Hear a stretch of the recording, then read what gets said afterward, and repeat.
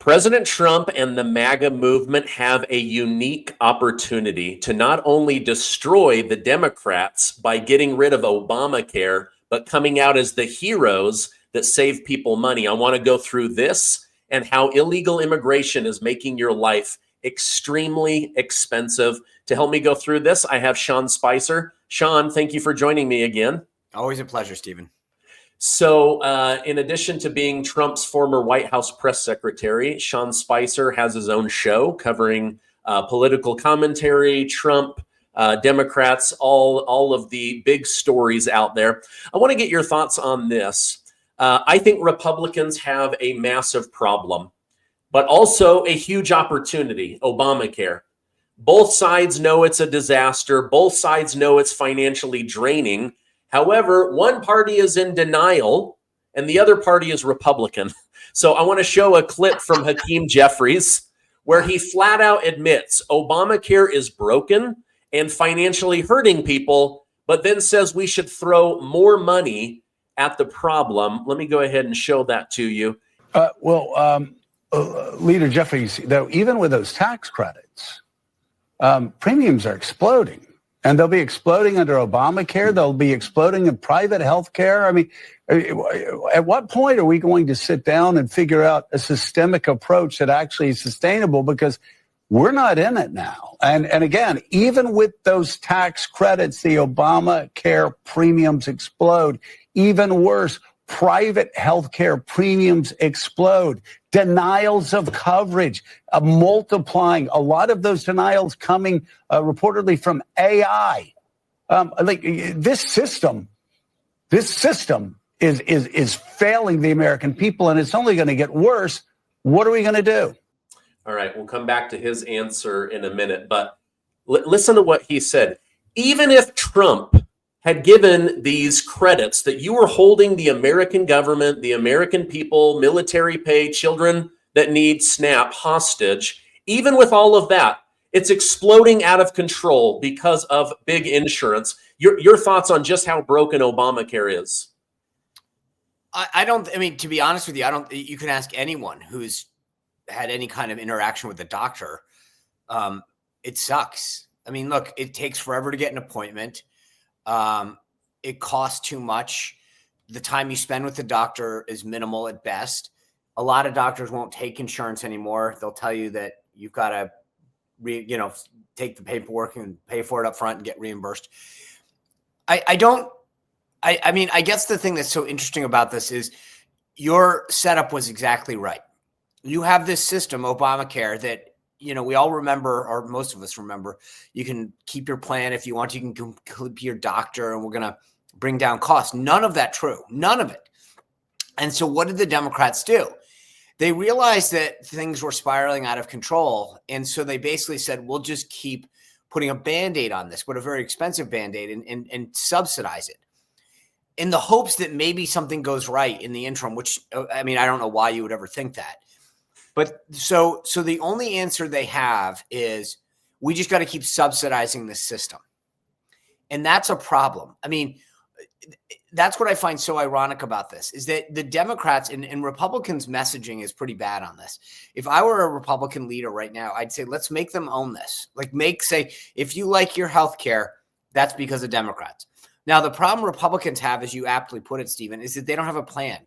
8 years, 10 years, whatever it's been since Obamacare was passed, and we said that we wanted to repeal and replace. We can do the repeal part pretty well.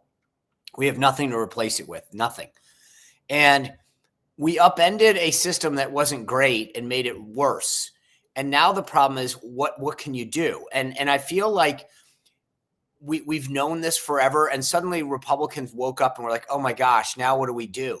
The dog caught the car. Literally, the dog caught the car. We tried this in Trump's first term. And I'll tell you a funny story. The policy people, everybody decided we're going to do healthcare first.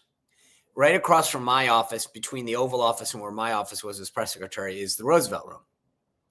So we're all going in the Roosevelt Room to kind of talk about strategy. And Tom Price was the former member of Congress from Georgia and the Secretary of Health and Human Services at the time. And I looked at him and I said, hey, Tom, so who's with us? And he was like, well, what do you mean? And I said, what groups? Like the doctors, who's going to be with us? Like, so we can build a coalition to talk about. And he looked at me and he's like, I don't know. And I'm like, so we're going to upend all of Obamacare, which I get.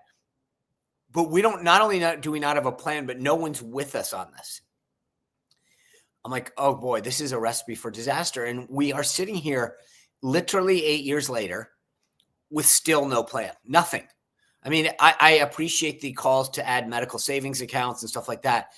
But that's sort of like a cute add-on. It's like buying a car and then saying, hey, I want a better radio. If the car's not good, who cares what the radio's like? And that's what we're trying to do right now.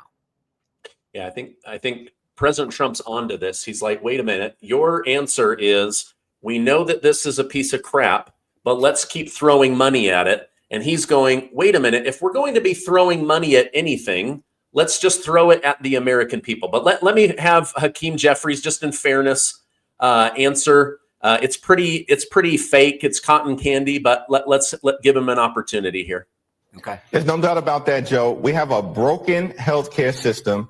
Oh, what was that? A broken healthcare system. And unfortunately, Republicans have decided to break it even further. And this relates to things that go beyond their refusal to extend the Affordable Care Act tax credits. In this year alone, what we've seen is Republicans enact the largest cut to Medicaid in American history. 14 million people are being denied their coverage as a result of the fact that they've passed this one big ugly bill. We see hospitals and nursing homes and community-based health centers closing all across the country. In this appropriations process that we're in right now, Republicans are trying to enact a $1.7 billion cut to the Centers for Disease Control. That will be the largest cut to the CDC in American history. And at the same time, they want to enact a historic cut to the National Institutes of Health. So this has been an all-out assault on the health care of the American people. And the system was already broken because of some of the dynamics that you've referenced. And so, yes, we've said we want to sit down and find a bipartisan path forward to actually address the Republican healthcare crisis and create a system that enables everyday Americans to be able to go see a doctor when they need one. This is the wealthiest country in the history of the world. That's the least that should be expected in the context of people confronting serious medical illnesses. We have a broken system that Republicans threaten to break even more. Right. How are we breaking away from it, maybe? Right. I mean, so, and by the way, here's the thing. And again, this is why, people like that go on Morning Joe, so that they don't have the follow-up. Because how did we get to the broken system? Well, because Democrats, without any Republican support, gave it to us. What's his solution? He basically says Republicans are going to deny our ability to just keep throwing money at it. So, I mean, like, I get a kick out of it. I remember I took our car in. We had it was a 2008 Acura, and we've been using it for a while, probably 6 months ago. And the mechanic looks at me and he says, listen, I'm just going to be straight with you. And of course, it's nice when a mechanic is actually straight with you, because they're going to make money off you. He goes, I can't in good conscience tell you to keep putting money in this car. Like it's gonna break down and like serious, like to the tune of several $1,000s, and it's just not worth it anymore. Like at some point you're gonna have to figure out what to do, but throwing money into this car is not a good idea. And I appreciated the honesty. And unfortunately, Hakeem Jeffries is clearly not the kind of person you'd ever want to go to as a mechanic, because he's going to keep taking your money. But the only solution that he has is to say, just keep throwing money at it. And let's hope that something changes, which again is the silliest thing in the world. But the problem is more and more, like I said, when you go now, if you have like an orthopedic issue or a specialty in the healthcare industry, doctors will tell you, we just don't take insurance. So they're opting out. So even the crappy insurance that we have isn't what it's supposed to be. And God forbid you're traveling, right? Because I know a lot of people, especially older people who might go south for the winter. There's huge restrictions on seeing a doctor out of state, out of network, or going to an emergency room unless it's a catastrophe. So we've really created a horrible system that nobody's happy with. And again, for me, I just wonder why talks on both of our houses. I mean, the Democrats' idea of just keep subsidizing it is horrible. But then Republicans, I just figure with all of these ideas that we've been batting around, that we don't have one ready to go on healthcare. We did it on the border. President Trump and his team were ready to go on immigration. Clearly, that's a huge success. He's tackling the imbalances in trade very well. Obviously, taxes passed a big, beautiful bill. But like, where's the healthcare answer? Yeah. They need to come up with one, which is why, as an entrepreneur myself, every problem out there has been solved because someone saw the problem and saw an opportunity to improve upon something. Yep. Everything out there, from recipes to gadgets to gizmos to cars to whatever, right? And so I think Republicans have an opportunity to flip Obamacare on its head, come up with something better, save people money, and they end up looking like the good guy. Meanwhile, they're going to continue to say, let's just throw more hard-earned taxpayer money at a problem that they caused. Right. They've allowed a bunch of illegals on. They've allowed a bunch of able-bodied people on. They've allowed the healthcare system to increase costs by 20+% every year for a decade. Sorry, I cut you off. No, I was just thinking, because you're an entrepreneur, you're a small businessman. I mean, here's the fundamental problem, the way I see it, at least.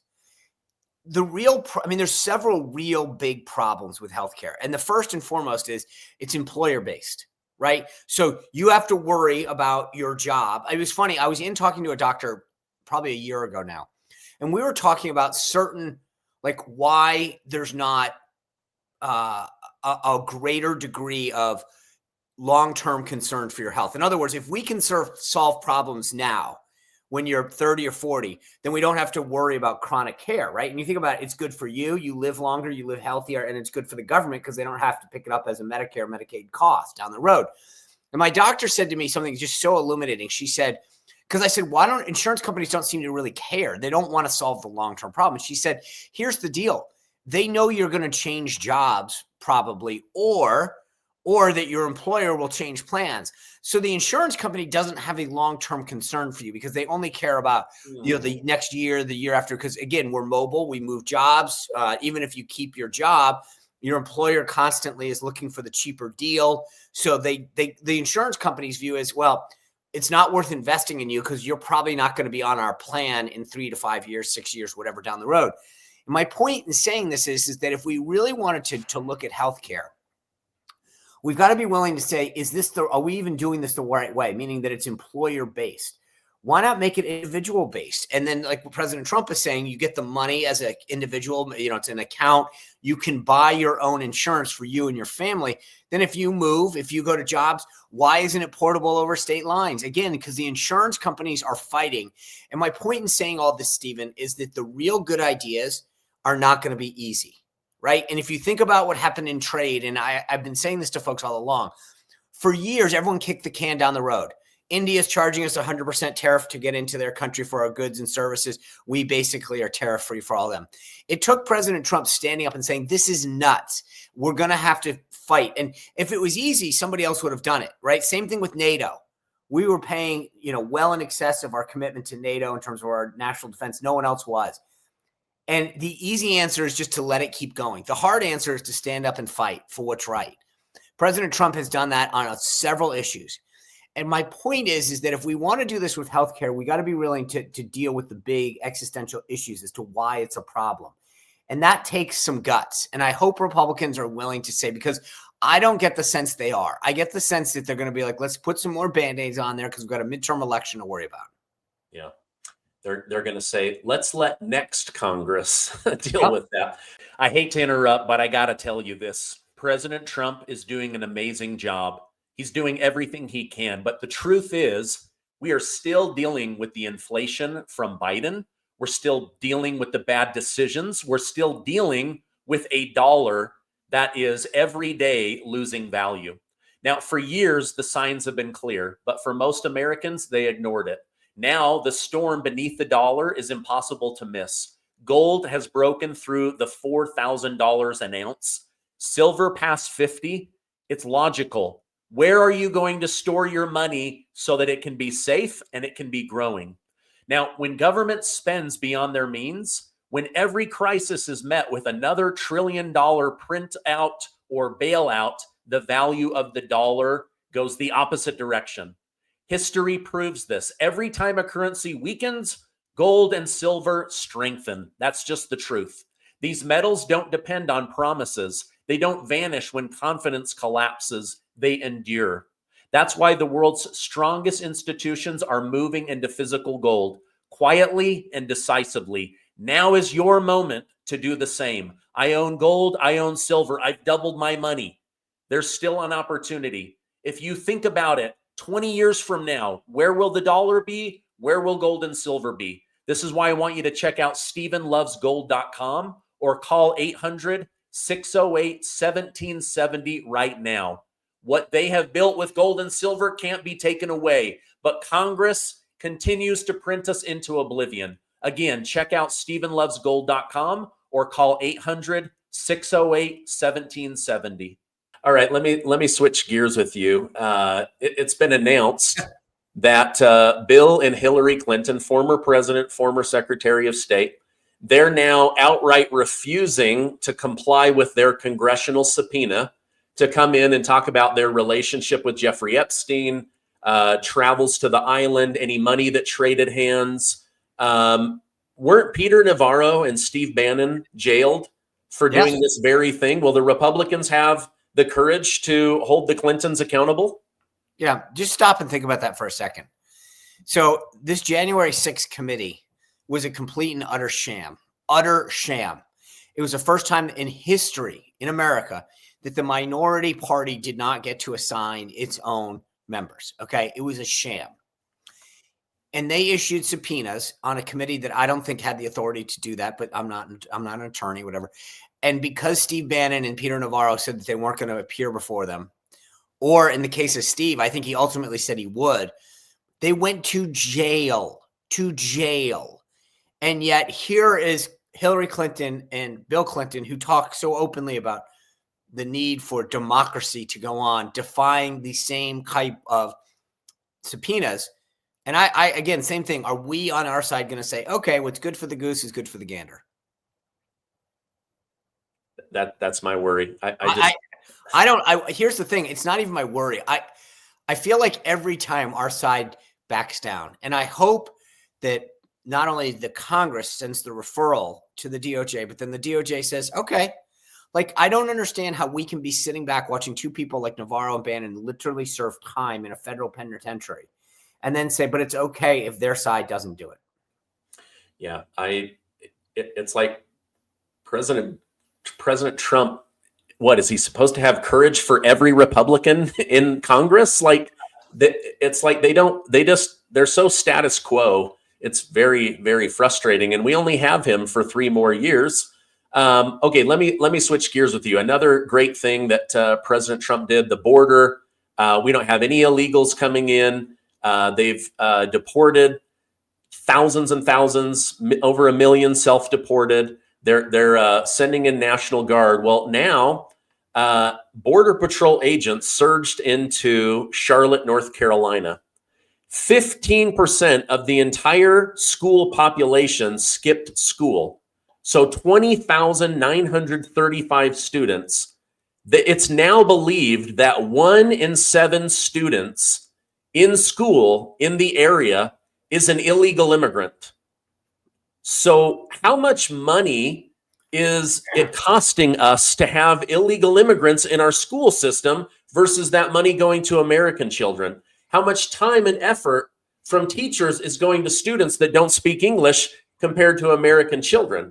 Housing, apartments, jobs, on and on and on. What are your thoughts? That's just one little town, 1 in 7. They say, Border Patrol's coming. Take your kids out. 1 in 7 students doesn't show up.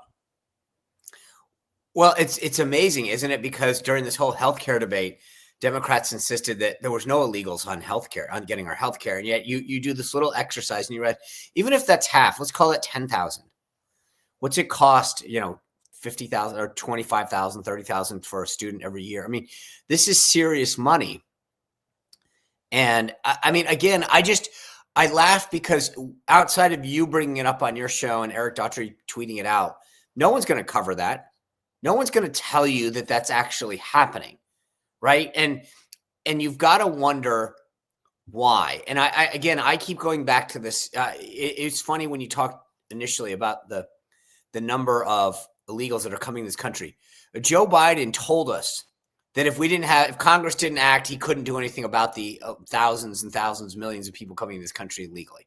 Couldn't just do it. It's not possible. Couldn't handle it. President Trump, like that, shuts it off. And that just tells me, again, it reminds me, because I don't know about you, but when I have these conversations with people and I say, well, it's because they want to alter the census and get all future voters, people will say to me, that is so cynical. You have no evidence for it. I said, really? Because I can show you evidence, meaning I can show you how easy it is to close the border. I can show you how easy it is to deport people. Your side is choosing. That's the key word, choosing to let them come in and stay in. And so if you're choosing that, then the question has to be asked, why? And like I said, for me, it's a pretty simple answer, because you want some kind of, result, which is you want to alter the congressional makeup of the census, and you ultimately want to make, have potential future voters. But this is all part of the plan. And I just think sometimes we kid ourselves. President Trump, I've been a big supporter of the filibuster over the years. I think it gives the minority rights. But President Trump is absolutely right. If you think for 1 second Democrats won't change it the second that they get in office, you're nuts. And we've got to start opening our eyes. And the same thing is true here with immigration. If you don't think that there's a greater good plan at stake on the left, then you're nuts, because he has shown very simply and easily that if you don't want to have people coming in your country illegally, you can stop it. And they choose not to do that. Yeah. I'm gonna show you in the audience something, because this is the question I have. If one little town, 20,000 kids don't go to school the day that Border Patrol shows up. Could be a coincidence. And we're talking about hundreds of billions of dollars nationwide. People go, why is my life so expensive? Why is my food so expensive? Why is my apartment? Why is my mortgage? Why is my car payment? Why is my car insurance? Why are my groceries, right? Well, now the governor of the Federal Reserve, Stephen Miran, has confirmed the number one thing making life more affordable is President Trump deporting illegal immigrants. Let me pull this up, and I'm just going to show this to you and the audience, because this was very mind-blowing to me. A significant amount of the inflation that we experience here is because we threw millions of new people into the country without a sufficient expansion of the housing stock. Right. And sufficient expansion of other forms of fixed capital.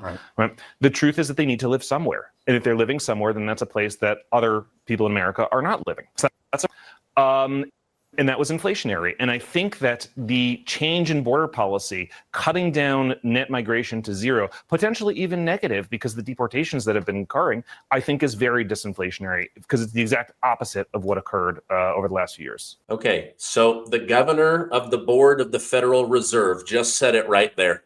Like, if Kamala Harris and Biden had got in, their 9% to 20% inflation, depending on how you want to calculate the number, that would have just continued to surge. Because what the Democrats were willing to do is completely disadvantage the American worker and taxpayer to advantage the illegal immigrant. And what happened? Everyone's life got more expensive.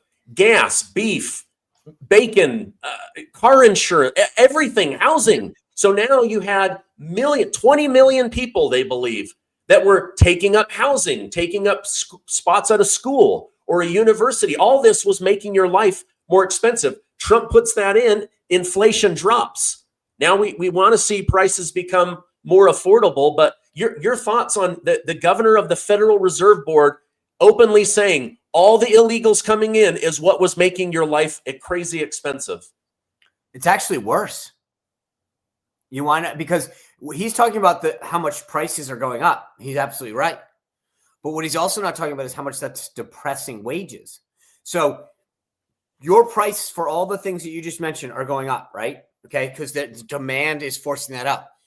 But what's the opposite thing that's happening at the same exact time? The low wages at which they're coming in and offering is driving the wage down. So Americans are getting paid less at the same time. So it's actually, I believe, a lot worse than he even says, because the price of what you need, your goods and your services, your rent, your housing, your car, all that is going up because there's more people in the system. The demand increases, it goes up. But what they're not telling you is that because they're illegal, they're not able to get minimum wage. So they're driving wages down because now I can go hire day laborers, workers, et cetera, off the books cheaper. So an American's not getting that job, number one. And number two, the ones that are, well, was saying, hey, you got to take this amount because I can get that dude over there for, $5 an hour or whatever. So it's actually worse. Yeah. Yeah. And JD Vance, the vice president, he was on saying, we need 5 million houses right now. Well, how do you get 5 million houses if, things are expensive and there's just not enough time? You get rid of 20 million people, like 20 million human beings that are taking up spots in school, cars, they're buying the grocery, like everyone's saying, oh my gosh, the price of beef is out of control. Well, you've got millions of more people that are coming and buying beef.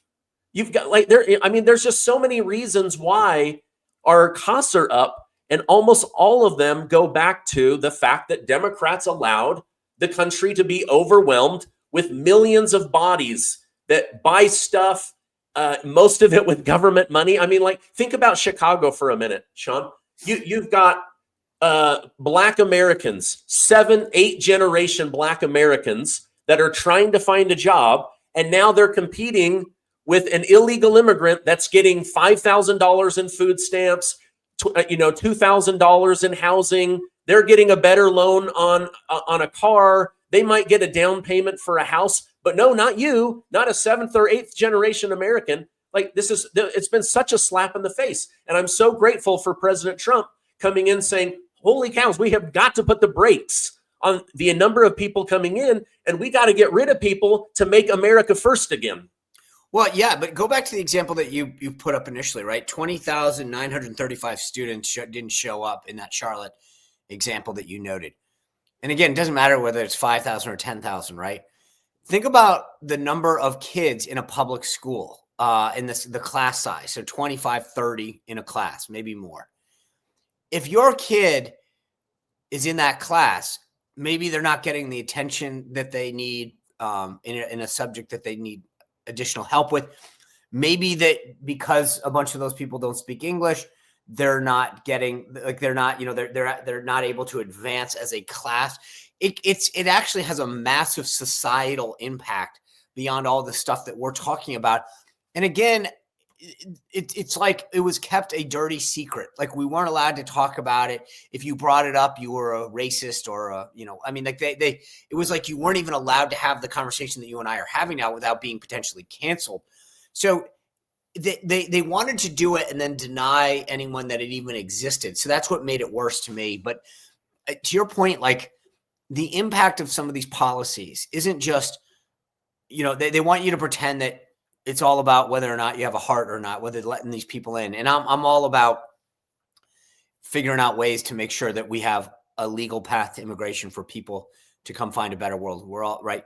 But at the end of the day, this is all about also a nation of laws, like making sure that you're coming here, you're obeying the law, you're paying by the rules, you're paying your taxes. And you can't just let people jump in and get all the benefits of being a citizen. I don't know. I find the whole thing just so fascinating how, as we've peeled this back, we've been able to be open about what was happening, the consequences of it, the impact of it on our society, on how much we had to save, how much things were costing us, what it did to wages, on healthcare. I mean, think about that. We didn't even get to that because the Democrats don't want to admit it. They will literally tell you there's no illegals that are getting healthcare. Of course you can't. But we're not talking about that. Why? Because they want, again, the media writ large refuses to acknowledge that that's even a problem. But this goes back to all of the other issues. We had this huge issue last week where Sean Duffy, the Secretary of Transportation, was talking about how states like California were allowing illegals that didn't speak any English to get a CDL, a commercial driver's license, and how many people were getting killed because they couldn't read street signs, they couldn't communicate in an effective way. I again, we wanted to mask this for 4 years and pretend that it didn't exist, or, cancel anyone who brought the subject up. But the impacts are real. And I find it amazing that, as I said at the outset, it just took a change in leadership to show that we don't really have to accept this as what the Biden administration told us, which is that there was just no way you could stop it. Yeah.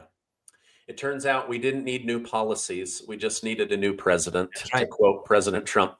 Okay, final question. What do you think the White House needs to focus on most between now and the election next year to ensure that Trump isn't impeached and made a lame duck president? Yeah, so there's two great pieces of that question. Number one, maintaining the House is critical. If you don't have a Republican House, you get exactly what you just said. It'll be investigations and impeachments, just nonstop. It'll be like, it's Monday, he's being impeached again.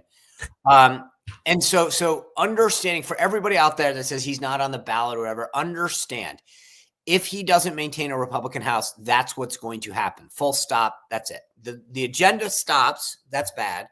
But then this is what all of our time will be, and which is what they did the first term. So what do they need to do? And the way I put this is, every election comes down to two fundamental things. One, your personal safety, and two, your economic safety. And what do I mean by that? It's what you feel inside right here. When Stephen Gardner or Sean Spicer walks down the street, do you feel safe in your neighborhood? Doesn't matter what the statistics they throw at you say. If you feel safe, you're safe. If you don't, you're not. And so whether or not you feel safe. And then economically, do I feel like I can go out to dinner, maybe one time this week? Am I putting a little aside for vacation? Is my job secure? It's a feeling of a gut, visceral feeling of safety and security. So I keep saying that they need to sort of fix the comma. What I mean by that is this. President Trump has all of this foreign direct investment coming to the United States. Chip makers coming to Arizona, glass makers from Apple, I think in Kentucky, making the glass for the iPhone. He's doing a great job of getting investment in the United States. He's talking about prescription drugs, getting the costs way down, right? And so he's just doing it. But then I think he needs to put the comma in the sentence and say, because this is how it's going to make your life better. So he's talking about what he's doing, right? So it's like saying, hey, Stephen, I went running today, and then stopping.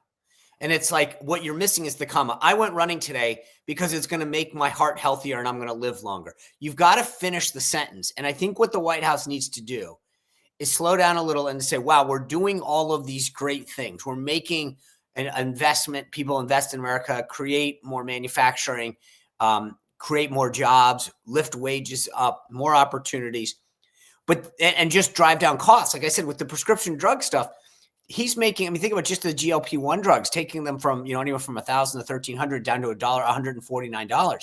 That's real savings in your pocket. And so I would urge them to keep talking about what's after the comma. It's not just that you're doing it, but why, and connect that to the average everyday person by saying, I'm doing it so you have more money in your pocket, you have more purchasing power, you're able to, save for a vacation. But they've got to make sure that they're always finishing the sentence, because I think they go so fast and he's getting a lot of stuff done that sometimes you forget the why. Yeah, no, that's a great point. Here's where it was. Here's where we are now. Here's how much I've saved you. Just in the last couple days, I've been seeing, I just forgot his name. I think, Hassel or Hassel. Yeah, yes.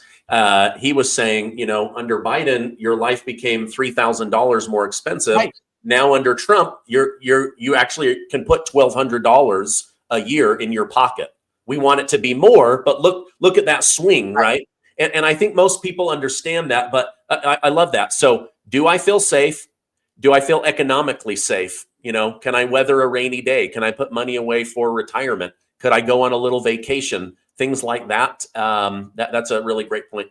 Sean, if people want to continue to get more great points from you, where can I point them towards? Two things. One, you can always go to SeanSpicer.com. I've got a newsletter that comes out twice a week. It's absolutely free. And then every night at 6 p.m., we have the Sean Spicer Show on YouTube. So just go to Sean M. Spicer, hit that subscription notification button, and every weeknight we got a great show for you. Okay, great. Hey, thank you so much for coming on. I hope you have a great rest of your day.